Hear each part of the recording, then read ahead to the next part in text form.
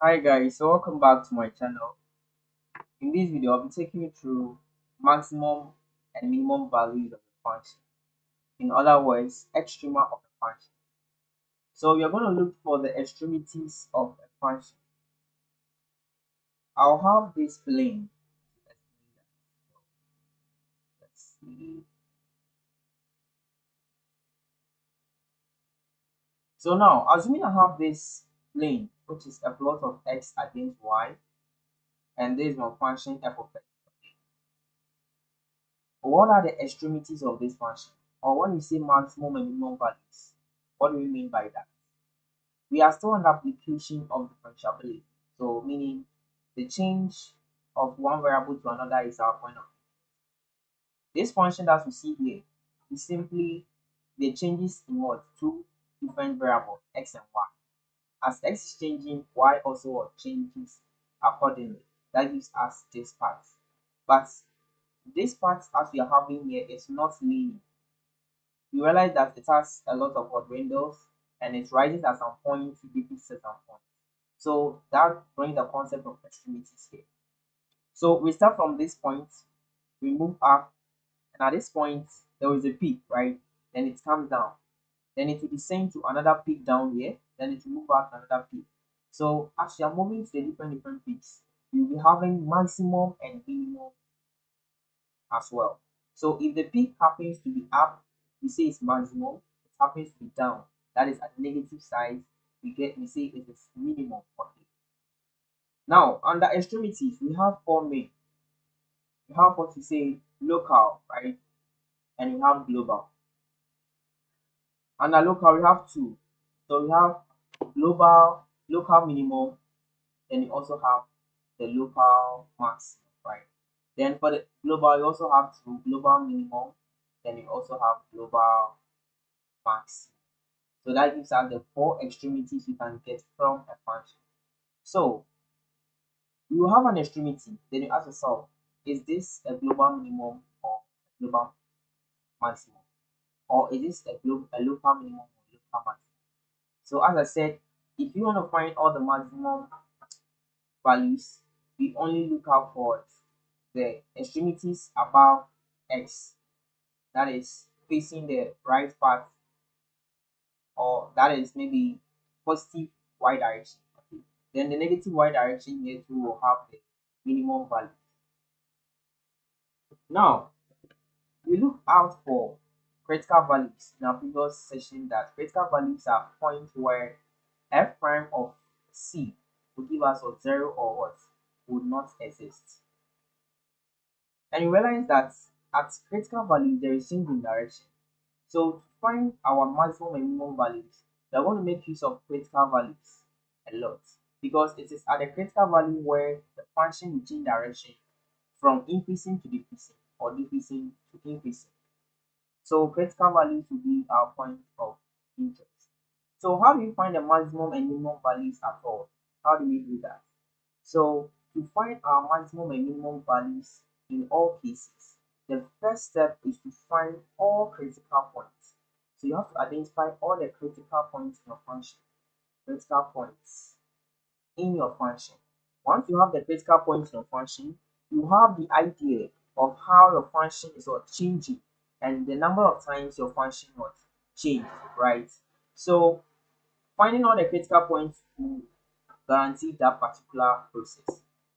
The next thing to do is to find your functional values. You have to find your functional values. So you find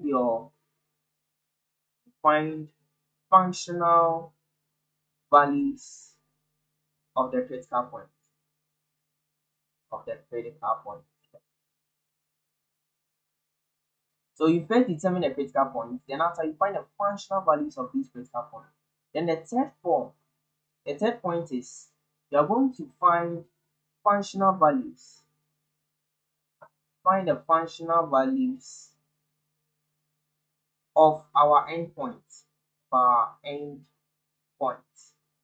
Remember that our function is defined over a particular interval. So within that interval, we have endpoints.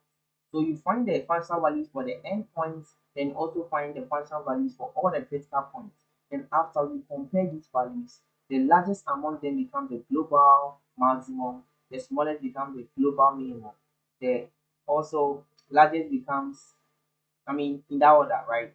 So what then will be the local and what then will be the global when you have the values?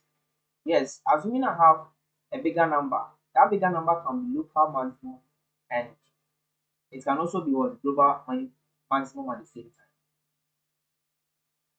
Or if you have, so let me show you something here. Let me show you something here.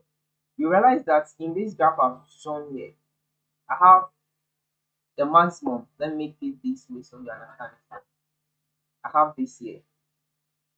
So above at the positive y-axis, I have two peaks, which should be maximum. But I realize that one is better than the other. So we are going to say that this one here is a local maximum. The local maximum meaning that among all its peers, right, within this neighborhood, this appears to be what? The largest output, right? So we say that it's the local maximum. But this one here becomes the global maximum because for the entire for our entire inputs, this gave the largest output. So local maximum is respect to our neighborhood or around the point we are talking about. But the global is for the entire domain of our function, the largest input the largest output for the inputs in our entire domain. So now let's get some questions for you to understand this better.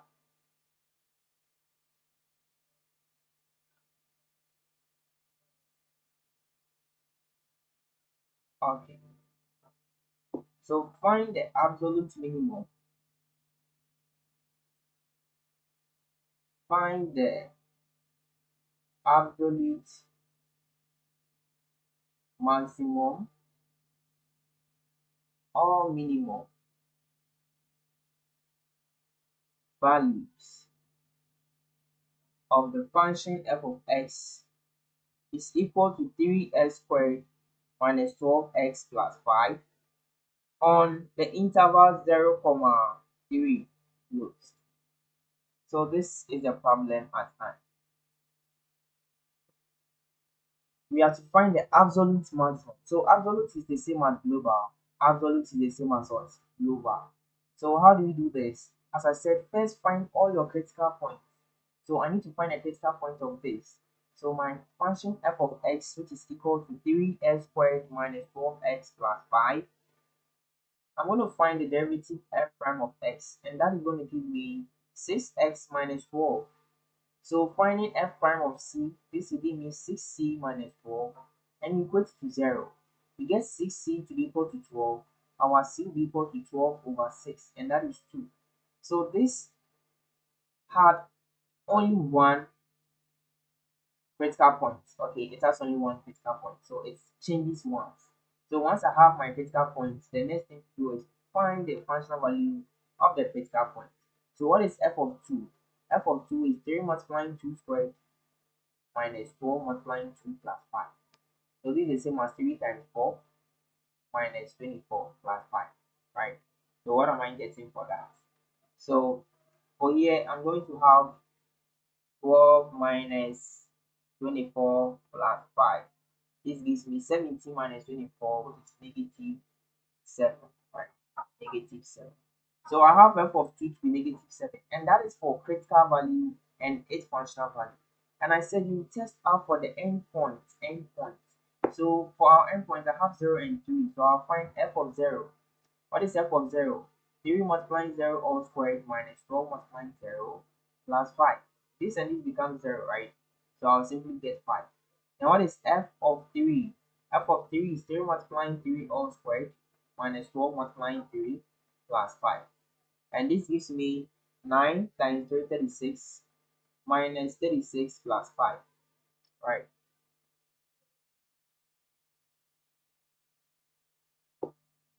So I have 9 times 3, which is 27. Sorry, 9 times 3 is 27. 27 minus 36. So 5 plus 37 will give me 32 minus 36, and that will be negative 4. So realize that f of 2, which was my critical point, gave me what? Negative 7. F of 0 gave me 5. F of 3 gave me negative 4.